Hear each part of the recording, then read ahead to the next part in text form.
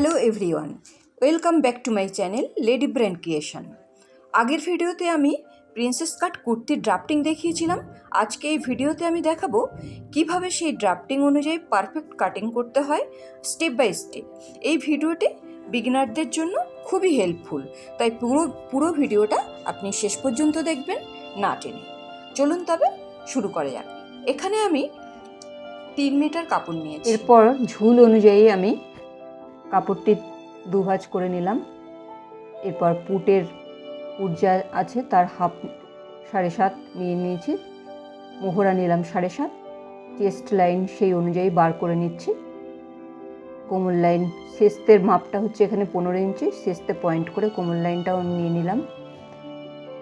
Put 7.5 দেওয়ার পর আমি চেস্ট কত আছে, এখানে আমার 41 ইঞ্চি চেস্ট আছে, তাকে 4 দিয়ে ভাগ করলে যা হয় তার সঙ্গে 1 ইঞ্চি সেলাই মার্জিন, 1 ইঞ্চি এক্সট্রা, এটা হচ্ছে চেস্টের মাপ নিতে হবে। যার যেরকম বডি ঠিক তার বডি অনুযায়ী সেটাকে 4 দিয়ে ভাগ করতে হবে। আর তার সঙ্গে 1 ইঞ্চি, যেহেতু আমাদের মাঝখানে কাটিং হবে তার হাফ দুদিকে সেলাই মার্জিন থাকবে, আর 1 ইঞ্চি লুজ। এখানে আমি হাফ ইঞ্চি ডাউন দিয়ে দিচ্ছি। যেহেতু এখানে আমার শার্ট কলার হবে সেহেতু আমি হাফ ইঞ্চি ডাউন দিয়ে দিচ্ছি। এখানে আমি 1 ইঞ্চি সামনের দিকে আর 3 ইঞ্চি 1 ইঞ্চি পেছন দিকে আর 3 ইঞ্চি হচ্ছে শার্ট কলারের জন্য ডাউন দিয়ে কাটিং করে রাউন্ড করে নিলাম। এখানটায় আমার কলার বসবে। 3 ইঞ্চির বেশি নিলে হবে কি, কলারটা বড় হয়ে যাবে, ঝামেলা। 3 ইঞ্চিটা মোটামুটি পারফেক্ট, কারণ কি আমার 8.5 ইঞ্চির মতো সামনের দিকে খোলা থাকবে, তাই 3 ইঞ্চি সবসময় চেষ্টা করবেন গলাতে 3 ইঞ্চি রাখার। 3, 3.5, 3টা আমার যেহেতু আমি আমার মাপে করেছি, আমি 3 ইঞ্চি নিয়েছি। 41, 42 যাদের ছাতি তারা 3 ইঞ্চি নিলে হয়ে যাবে। এরপরে আমি আর্ম হোলের মাপটা 8.5 ইঞ্চি, যেহেতু আমার 17 আছে তার হাফ আমার 8.5 মেপে দেখে নিতে হবে, ফিতে দিয়ে দেখে নিচ্ছি 8.5ই আছে। আর হাফ ইঞ্চি ভেতরের দিকে শেপ দিলাম, কারণ কি ওখানে আমার তালপাতের জন্য কাটিং করতে হবে। সামনের পাটে আমাদের যে বডির যে সামনের পাটে সেই অংশে কাটিং করতে হবে। এরপরে আমার কোমরের যা মাপ আছে তাকে 4 দিয়ে ভাগ করতে হবে। এখানে 38 আছে, 38কে 4 দিয়ে ভাগ করতে হবে 1 ইঞ্চি টিকেনের জন্য, আর 1 ইঞ্চি হচ্ছে সেলাই মার্জিন, আর 3/4 ইঞ্চি হচ্ছে এক্সট্রা, মানে বডির যে লুজটা দিতে হবে তার জন্য। এই মাপগুলো কিন্তু ঠিকঠাক না করলে জামাটা ফিটিংস হবে না। এবার 4 ইঞ্চি দূরে টিকেনের জন্য পয়েন্ট নিলাম, কারণ কি আমাদের এখানে ব্রাশ পয়েন্টটা হচ্ছে 11 ইঞ্চি। এই 4 ইঞ্চি ওপরে যে আমার টিকেনের পয়েন্টটা রইলো, ওটা ওপর থেকে পুট লাইন থেকে ওই পয়েন্টটা আমার 11 ইঞ্চিতেই ঠেকবে, এবং এটা আমাদের প্রিন্সেস কাটের মানে শেপটা ওই অনুযায়ী যাবে আর কি। টিকেন থেকে আর এদিকে বগলের যে আমাদের হাতার যে আর্ম হোলের যে মিডিল পয়েন্ট, এই পয়েন্টের সাথে মিলবে। আমি চেস্ট লাইন আর কোমর লাইন অ্যাড করে দিচ্ছি, করে আমি 1.5 ইঞ্চি মতো কাপড় এক্সট্রা নিয়েছি সেলাই মার্জিন। নিজেরা বানালে এত এক্সট্রা নেওয়া যায়, আর মানে কেনা জামা হলে কিছুই এক্সট্রা থাকে না। এখানে আমি 1 ইঞ্চিও নিতে পারতাম, ইচ্ছে করেই আমি 1.5 ইঞ্চি নিয়েছি। এবারে আমি প্রিন্সেস কাটের ওই স্টেপটা দিয়ে দিচ্ছি। বগলের মানে আর্মহোলের মিডিল পয়েন্টে একটা পয়েন্ট করেছি, আর টিকেনের মাথার সাথে এটা মিলিয়ে দিচ্ছি। টিকেনের মাথাটা হচ্ছে ব্রাশ পয়েন্ট, যেটা আমার 11 ইঞ্চি যেরকম পয়েন্ট হয় আমাদের।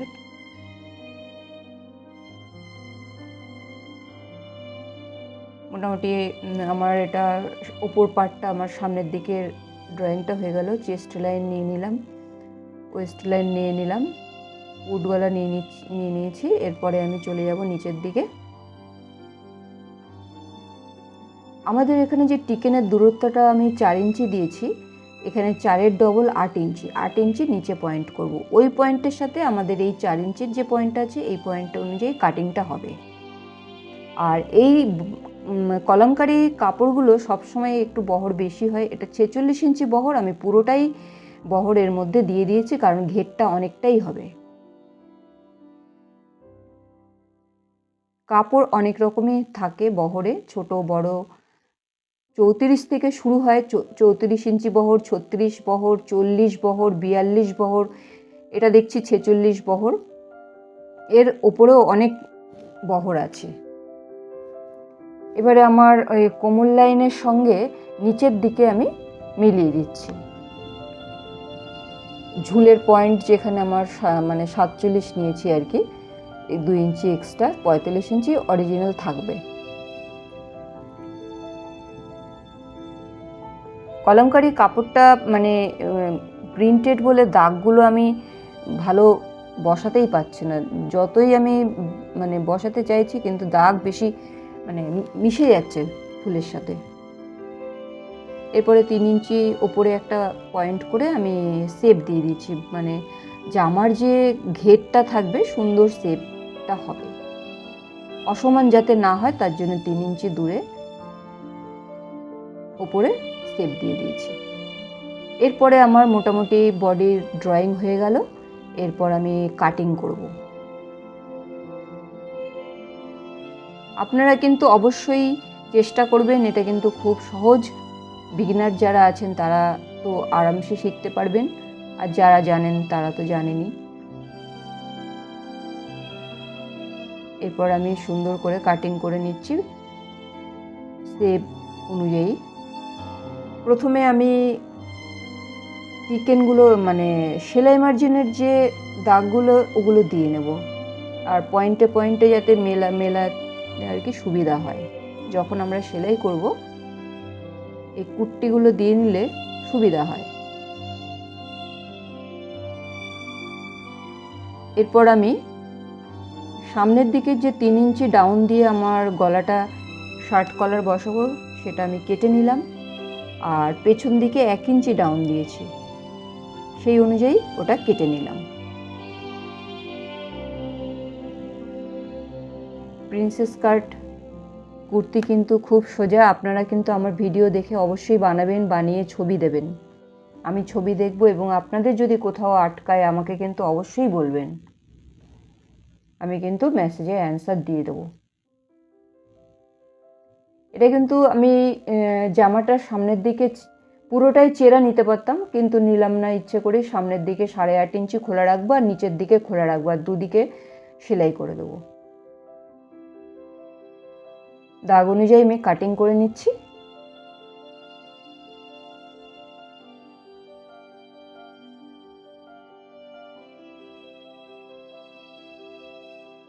ব্যাস, সামনের পাটের ঝামেলা শেষ।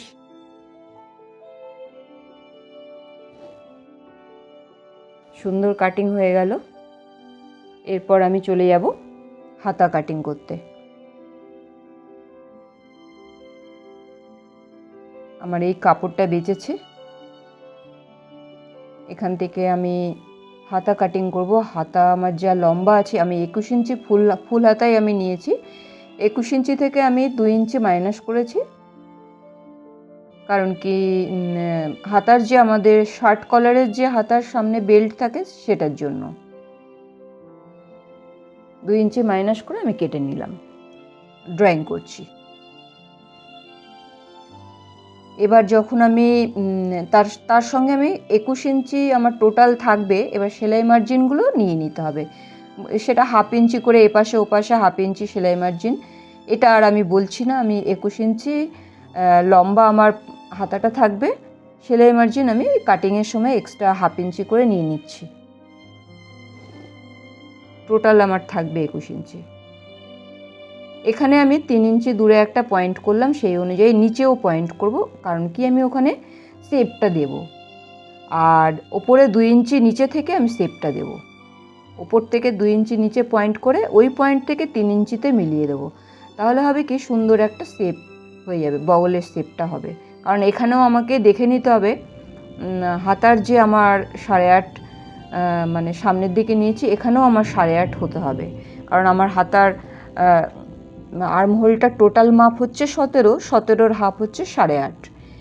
এরপরে আমার এখানে বেল্টের জন্য আমি 8.5 মানে 9 হাফ 9 ইঞ্চি নিয়েছি। 9 ইঞ্চির হাফ আমার হবে 4.5। 4.5 আমি পয়েন্ট করে নিলাম, সেই অনুযায়ী আমি কাটিং করব। আমার 9 ইঞ্চি হচ্ছে বটম মানে হাতার রাউন্ডটা আর কি, সেটার হাফ হলে 4.5 ইঞ্চি হবে, যেহেতু আমার 2 ভাঁজে 4 ভাঁজে আছে এখানে কাপড়, দুটো হাতা, সেই জন্য 4 ভাঁজ আছে। একটা হাতা হলে দুটো মানে 2 ভাঁজে থাকতো।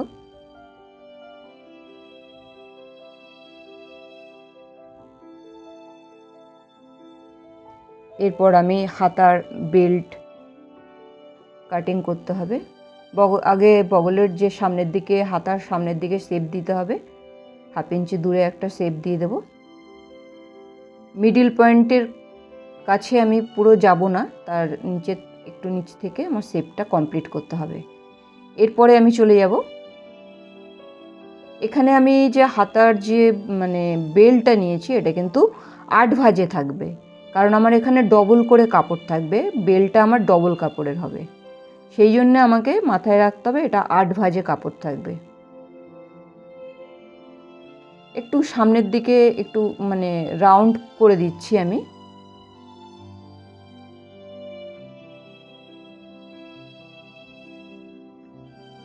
এই মানে ছেলেদের মতন আমি মোটামুটি ওটা সোজা মানে সোজা রাখিনি, একটু রাউন্ড করে দিচ্ছি, কারণ আমি তলার দিকে একটা বোতাম দেবো, আর দেবো না, মানে একদম মানে এন্ড পয়েন্টে বোতাম থাকবে না আমার, এই যেখানটা আমার জয়েন্ট আছে আমি ওখানেই একটা বোতাম দেবো, ওটা খোলা থাকবে। বেশ, আমার হাতা কাটিং দেখে নিলাম একবার 21 ইঞ্চি আছে কি না। আমার এখানে এখানে আমার 22 ইঞ্চি আছে টোটালটা, কিন্তু এটা সেলাই মার্জিন চলে যাবে, 21 ইঞ্চি আমার দাঁড়াবে। আমার কাটিং হয়ে গেল। আর আপনাদের কলার কাটিংটা আমি যখন সেলাই করব তখন দেখিয়ে দেব।